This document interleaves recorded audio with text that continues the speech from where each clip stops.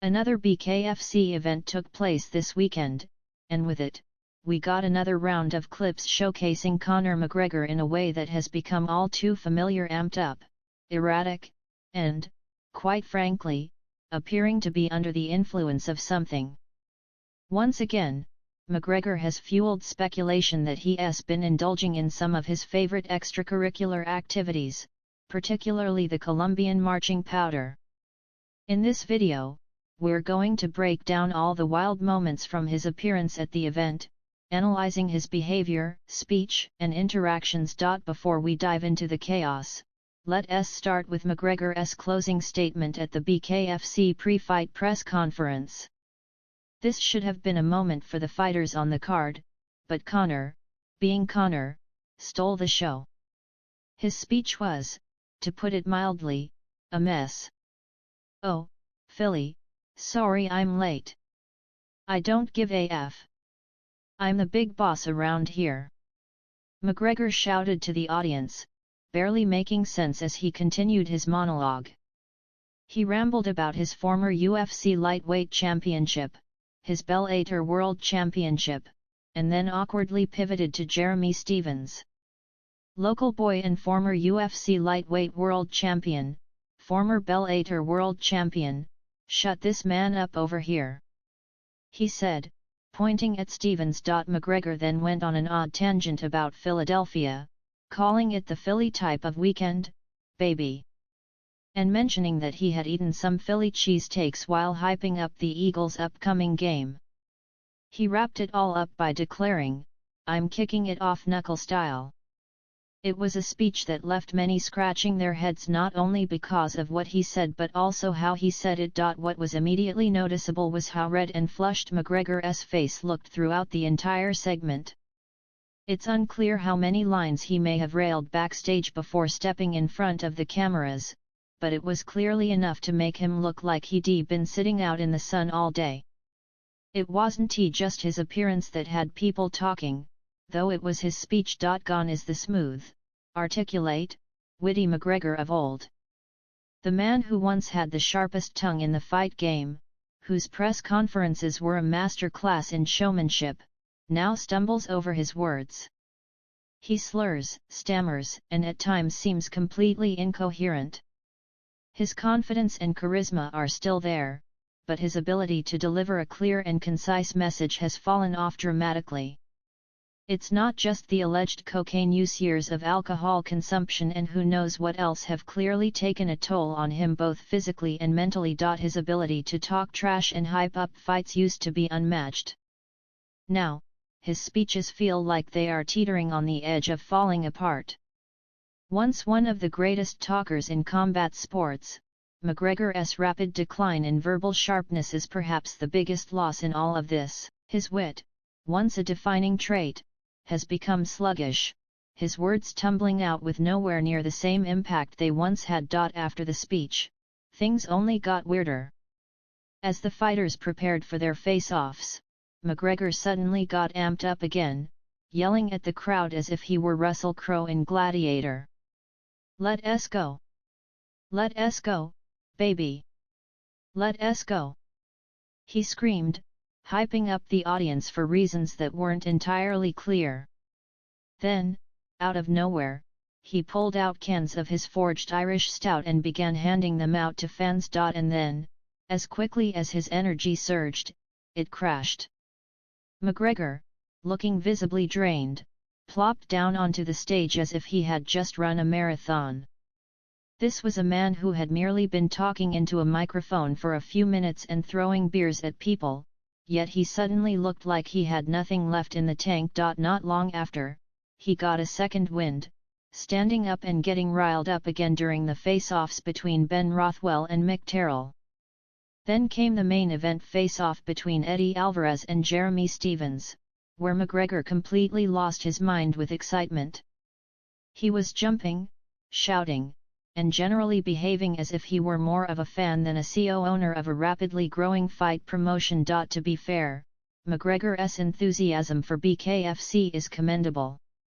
Compared to Dana White, who, after years in the game, often looks like he's phoning it in. McGregor brings energy and passion to these events. You can tell he genuinely loves combat sports and enjoys promoting these fights. However, the problem isn't his excitement, it's the way he's presenting himself while doing it. There is partying off the clock, and then there is showing up to work visibly under the influence of something.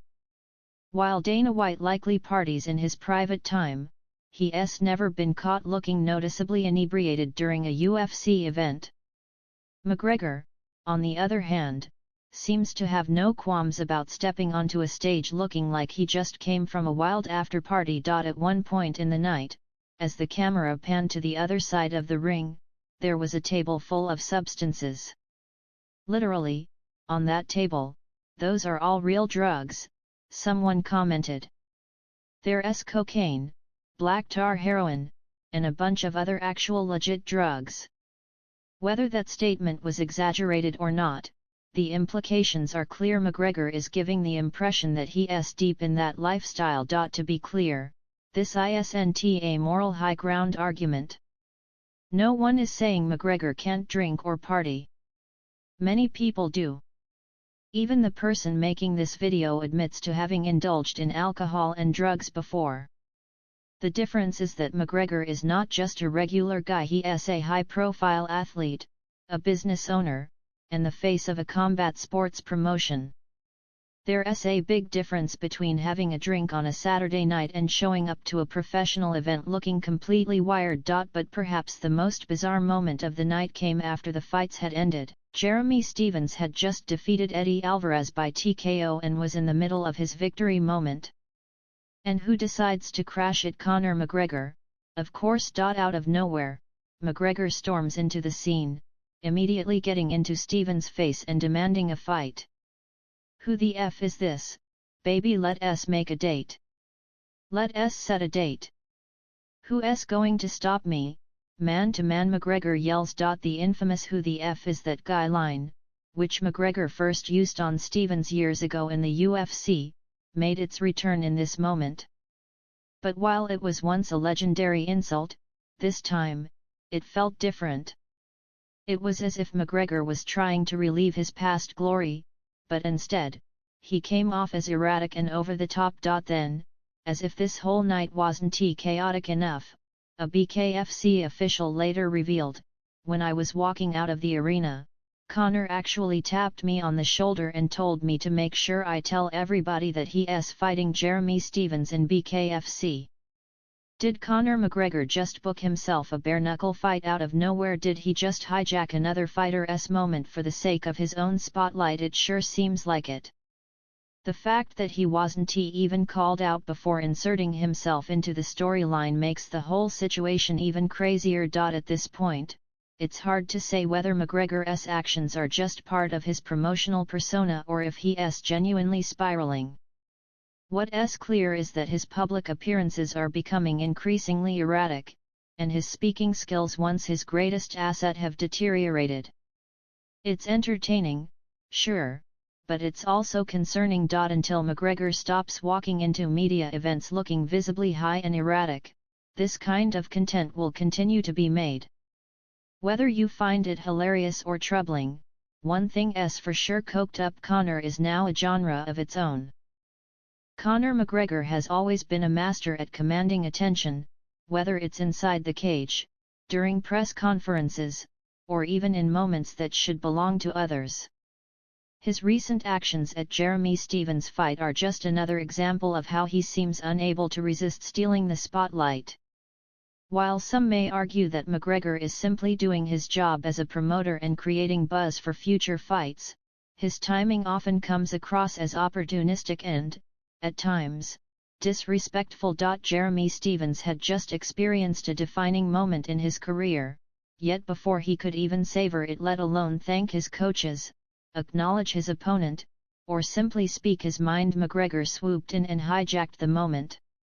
To some, this might just be McGregor being McGregor, but to others, it was an unnecessary move that took away from Stephens' well-earned moment.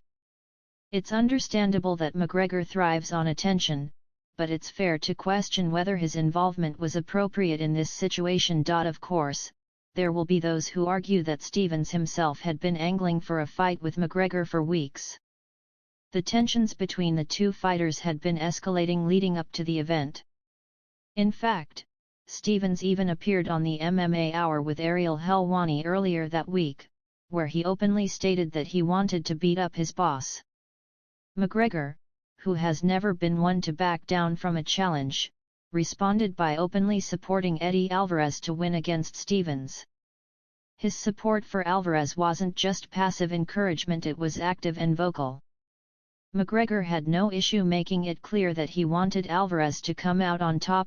But this raises another issue: should promoters be openly taking sides in fights that happen within their own organization? There's an argument to be made that promoters should remain neutral, allowing the fighters to take center stage. McGregor, however, has never played by traditional rules.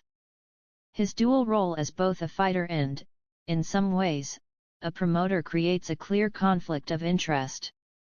He's not just hyping up fights, he's actively influencing the narrative. And when the fighter he supports loses, it's hard not to wonder if his reactions are fueled by genuine frustration or just an inability to handle being on the losing side. This also brings up a bigger question: is McGregor still an active fighter, or has he transitioned into something else entirely over the last few weeks? He hasn't just been calling out legitimate fighters like Stevens, he's also been targeting influencers like KSI, Logan Paul, and Jake Paul. While some might see these callouts as mere publicity stunts, it does make one wonder what direction McGregor is actually headed in. Earlier this month, rumors circulated that McGregor was in serious negotiations with Logan Paul's team to set up a boxing match in India. The very idea seemed absurd, and unsurprisingly, the fight ultimately fell through. The reasons for the cancellation depend on who you ask. Logan Paul insists that he chose to focus on his WWE career instead, while McGregor claims that the UFC blocked the fight from happening. UFC President Dana White has even publicly backed this claim, confirming that McGregor was not permitted to take part in such a match. And then came the now infamous bus incident. During the recent presidential inauguration, footage surfaced showing McGregor in heated exchanges with both Paul brothers. The video showed a seemingly intense back and forth between McGregor and Jake Paul, with KSI also getting involved. But upon closer examination, something about the whole situation felt off. The interaction seemed almost too theatrical, too staged to be genuine. Further proof of the questionable authenticity came when another video surfaced showing McGregor, the Paul brothers, and even their mother laughing and taking selfies together on the same bus. If McGregor truly had an issue with them, would he be casually hanging out with their family moments later? Probably not. Instead, it appeared to be yet another example of McGregor manufacturing controversy to keep his name in the headlines. But now that the Logan Paul fight has fallen through, McGregor has turned his attention to KSI. The mere idea of McGregor fighting KSI feels like an absolute low point for his career. It's hard to imagine a world in which a once dominant UFC champion, one who once held two belts simultaneously, is now considering a fight with a YouTuber turned boxer. The fall from grace is undeniable, and it begs the question, why isn't McGregor focusing on finishing out his UFC contract instead of chasing these circus fights? If you've followed McGregor over the years, this pattern is nothing new. Every few months, he'll call out an opponent, claim that he's in serious negotiations for a fight, and post training footage that makes it seem like a comeback is imminent. Yet time and time again, those fights never materialize. When a fight does get scheduled, some unexpected issue arises, whether it's an injury, a dispute with the UFC, or some other conveniently timed reason that keeps him from stepping into the octagon. At this point, it's hard to take any of McGregor's callouts seriously. The reality is that it has been nearly 4 years since he last fought, and the longer he stays inactive, the less believable his comeback becomes. His repeated claims of wanting to return feel like a classic boy who cried wolf scenario. Fans might still be interested, but they're growing increasingly skeptical. One of the biggest obstacles in McGregor's path is the UFC itself. If Dana White and the organization refused to allow him to fight Logan Paul, why would they suddenly approve a fight against KSI or Jeremy Stevens? The UFC has a vested interest in keeping McGregor within their promotion, and they're not likely to let him engage in outside fights that don't serve their interests. Instead of focusing on fights that have a 0% chance of happening, McGregor should be addressing the real issue: why isn't the UFC booking him for fights within their own organization? It's not just about booking fights, it's about proving that he still has what it takes to compete at the highest level. The longer McGregor avoids stepping back into the octagon, the more doubtful it becomes that he'll ever do so again. And perhaps that's the harsh reality he's avoiding. After selling Proper 12 whiskey and becoming a CEO owner of BKFC, McGregor's life has drastically changed. He's no longer just a fighter, he's a businessman, an entrepreneur, and a celebrity figure. While he might still identify as a fighter at heart, his actions suggest otherwise. Maybe he's struggling to let go of his former identity, even as his career in the sport slowly fades away. Ultimately, McGregor will always be a polarizing figure.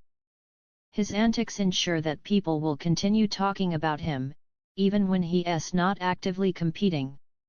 Whether he fights again in the UFC or takes on one of these influencer matchups, fans will undoubtedly tune in.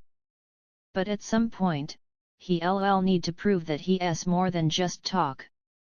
Otherwise, his legacy risks being remembered more for his theatrics than for his accomplishments inside the cage. So, what do you think? Will McGregor ever fight again, or is his career effectively over? Is he still a serious fighter, or has he become just another celebrity stirring up drama for headlines? Let us know your thoughts in the comments below.